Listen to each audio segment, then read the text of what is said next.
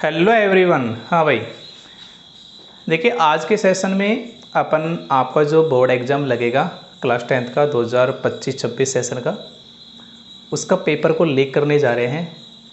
और इस वीडियो में आपको मिलेंगे जो केमिस्ट्री वाले जो आपके चैप्टर्स हैं, लेसन 1 2 3 4, उसके इम्पोर्टेंट टॉपिक्स। ठीक है, नेक्स्ट वीडियो में आपको फिजिक्स के इम्पोर्टेंट टॉपिक्स मिलेंगे और नेक्स्ट वीडियो में फिर आपको बायो के इम्पोर्टेंट टॉपिक्स मिलेंगे। और आपकी जानकारी के लिए बता दूं, जो इम्पोर्टेंट टॉपिक्स आपको बताए जा रहे हैं, इन टॉपिक्स की one shot video lesson wise आपको मिलने वाली है। यानी जैसे लेसन 1 में मैंने जो भी इम्पोर्टेंट टॉपिक्स बताने वाला हूँ, उन टॉपिक्स का सिंगल वीडियो, एक वीडियो मिलेगा जिसमें सारे टॉपिक्स आपको बताए जाएंगे। हर लेसन के सिंगल वीडियो आपको देखने को मिलेंगी भाई।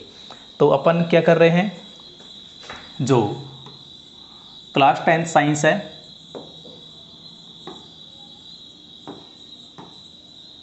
हाँ भाई,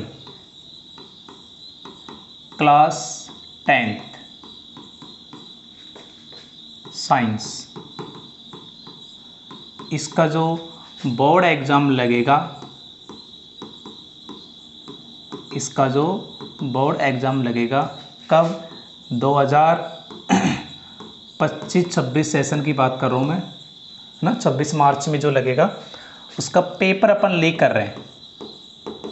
उसका पेपर क्या कर रहे हैं अपन, लीक कर रहे हैं, पेपर आउट कर रहे हैं। ठीक है, देखो भाई, तो मैं लिख चुका हूँ सारे टॉपिक्स, मैं आपको बताने वाला हूँ।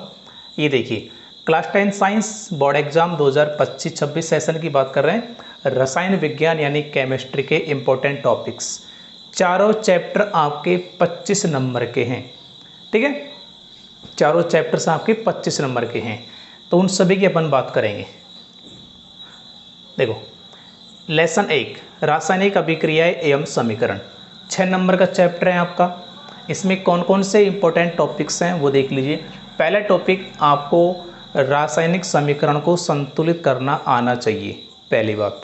सेकंड टॉपिक, आपको पता है आपके टोटल 10 अभिक्रियाएं हैं, संयोजन, वियोजन, विस्थापन, द्विविस्थापन, ऊष्माक्षेपी, ऊष्माशोषी, अपचयन, उपचयन, रेडॉक्स एंड अवक्षेपण। उन 10 अभिक्रियाओं में से मैंने यहाँ पे 5 अभिक्रिया लिखी है, ऊष्माक्षेपी, ऊष्माशोषी, अपचयन, उपचयन, रेडॉक्स। जिसमें तो रेडॉक्स है ना, वो दोनों ही हैं। यदि दोनों के एक साथ अभिक्रिया होती है तो रेडॉक्स होता है ना। इनमें कोई फर्क ही नहीं है, बिल्कुल सिंपल है भाई।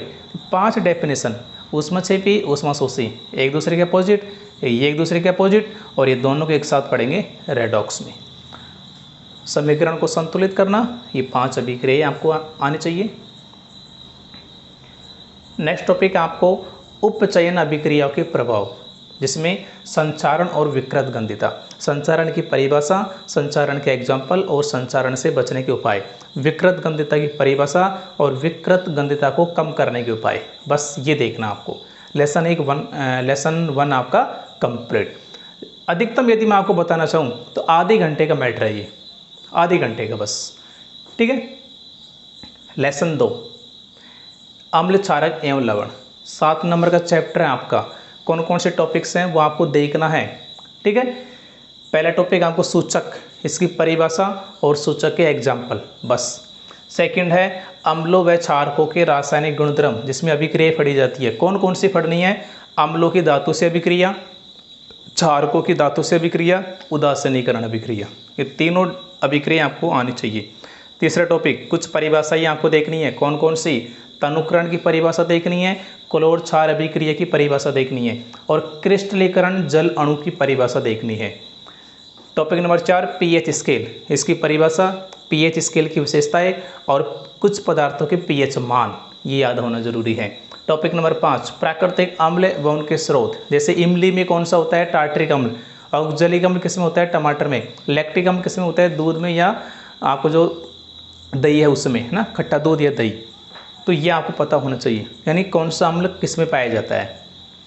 टॉपिक नंबर 6 दैनिक जीवन में पीएच का महत्व है, या से छोटे क्वेश्चन भी बन जाता है, बड़ा क्वेश्चन भी बन जाता है। तो 5-6 महत्व हैं वो आपको याद आने चाहिए। टॉपिक नंबर 7 बेकिंग सोडा और पीओपी, इन दोनों के सामान्य नाम, रासायनिक नाम, रासायनिक सूत्र, बनाने की विधि, उपयोग, ये 5 पॉइंट याद होने चाहिए सिर्फ दोनों के। बेकिंग सोडा का, पीओपी का। ठीक है, लेसन 2 कंप्लीट। लेसन 3 देखो, आई थिंक शायद ये 5 नंबर का चैप्टर है आपका। देखो, धातु एवं अधातु, इसमें टॉपिक फर्स्ट, धातुओं के भौतिक गुणधर्म याद होने चाहिए और भौतिक गुणधर्म अपवाद सहित याद होने चाहिए। जैसे धातुएं सामान्यतः कठोर होती है, लेकिन अपवाद है इसका, कौन कौन सी, लिथियम, पोटेशियम, सोडियम, ये सॉफ्ट होती है, चाकू से भी काटी जा सकती है। तो भौतिक गुणधर्म अपवाद सहित, और धातु के एग्जाम्पल सोना, चांदी ना, लोहा, तांबा, एल्यूमिनियम, ये एग्जाम्पल सभी को याद होते हैं जनरली। इसके अलावा कुछ परिभाषा याद करनी है, कौन कौन सी, उभयधर्मी ऑक्साइड की, एनोडीकरण की, सक्रियता श्रेणी की, एक्वारेजिया यानी रोयल जल, और यसद लेपन, ये 5 परिभाषा याद होना जरूरी है। तीसरा टॉपिक, अम्लों के साथ धातु की क्रियाशीलता का क्रम, एक सीक्वेंस है छोटा सा, वो याद होना जरूरी है आपको। टॉपिक नंबर 4, अधातु की एग्जाम्पल याद होना जरूरी है, और कार्बन के अपरूप, हीरा, ग्रेफाइट, फुलरेन, ये तीनों नाम, जिसमें से हीरा का याद रखना है हाँ, सबसे कठोर प्राकृतिक पदार्थ होता है, ये लाइन याद होनी चाहिए। उपधातु की परिभाषा और एग्जाम्पल, बस। छठा टॉपिक, कोष में इलेक्ट्रॉन की संख्या, है ना, के में कितने होते हैं, एल में कितने होते हैं, एम में कितने होते हैं, एन में कितने होते हैं वो संख्या, और कितने होते हैं निकालने का सूत्र, 2n स्क्वायर, और इलेक्ट्रॉनिक विन्यास, 2 मिनट का चैप्टर है ये, 2 मिनट का टॉपिक है। सूत्र 2n स्क्वायर, इलेक्ट्रॉन की संख्या इससे निकल जाएगी 2n स्क्वायर से, और इलेक्ट्रॉनिक विन्यास है ना, 2 8 8 2 8 1 ऐसा होता है ना, वो चीज़। टॉपिक नंबर 7, आयनिक यौगिकों की परिभाषा बस और उनका निर्माण। आयनिक यौगिकों की परिभाषा और निर्माण, जैसे NaCl का निर्माण कैसे होता है, MgCl2 का निर्माण कैसे होता है, तो उनकी परिभाषा और निर्माण। टॉपिक नंबर 8, मिश्र धातु की परिभाषा और एग्जाम्पल, जैसे पीतल है किसके से मिलकर बना है, तांबे से और जस्ते से, तो ऐसे एग्जाम्पल यानी किसके से मिलकर बना है और इसकी परिभाषा। टॉपिक नंबर 9, धातु की प्राप्ति, बहुत बड़ा टॉपिक है, सारा याद नहीं करना है, सिर्फ जो बता रहा हूँ वो याद करना है। खनिज की परिभाषा याद करनी है, अयस्क की परिभाषा याद करनी है, एग्जाम्पल सहित, है ना, एग्जाम्पल सहित, जैसे सिनाबार होता है मरकरी का अयस्क, वैसे खनिज की परिभाषा, अयस्क की परिभाषा, धातु करब की परिभाषा, वर्जन की परिभाषा, निस्तापन की परिभाषा, थर्मिट अभिक्रिया की परिभाषा, और एक विधि याद करनी है, विद्युत अपघटनीय परिष्करण विधि, जिसमें किसको एग्जाम्पल लेके लिखना है आपको, कॉपर को एग्जाम्पल लेके विधि लिखनी है। Lesson 3 complete. लेसन 4, कार्बन एवं इसके यौगिक, ये 7 नंबर का चैप्टर है आपका।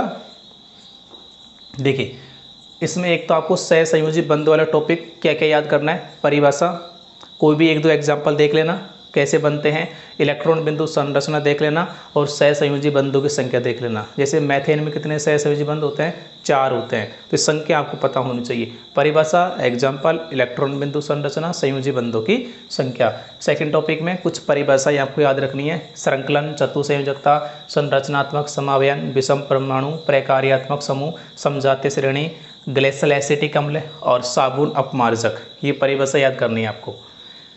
अगला टॉपिक, हाइड्रोकार्बन या कार्बनिक यौगिक, उनकी परिभाषा, सामान्य सूत्र, एग्जाम्पल और नाम, जैसे alkane, alkene, alkyne, aliphatic, aromatic, ये होते हैं ना, तो उनकी हाइड्रोकार्बन की परिभाषा, सामान्य सूत्र, जैसे एल्केन का क्या होता है, CnH2n+2, एल्किन का CnH2n, एल्काइन का CnH2n-2, वो एग्जाम्पल एल्केन, एल्किन, एल्काइन। अब बहुत सारे एल्केन होते हैं, methane, ethane, propane, butane, pentane, बहुत सारे एल्किन होती है, एथिन, प्रोपिन, ब्यूटेन, पेंटेन, बहुत सारे एल्काइन होते हैं, है ना, एथाइन, प्रोपाइन, ब्यूटाइन, तो उनके नाम एग्जाम्पल याद करना जरूरी है। IUPAC पद्धति, एक तो इसका पूरा नाम याद होना चाहिए, और कुछ यौगिक के IUPAC नाम।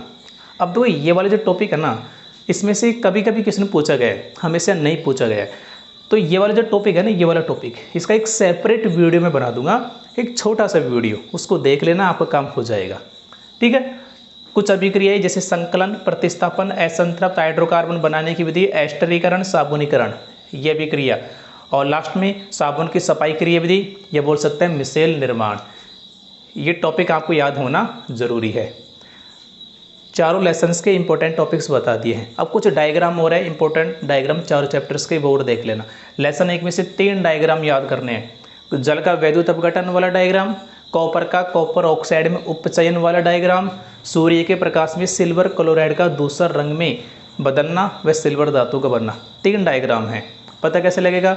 जो डायग्राम है उसके नीचे ये शब्द लिखे हैं, देख लेना। जल का वैद्युत अपघटन, जिस डायग्राम के नीचे लिखा है वो डायग्राम आपको देखना है। तो लेसन 1 के 3 डायग्राम हो गए।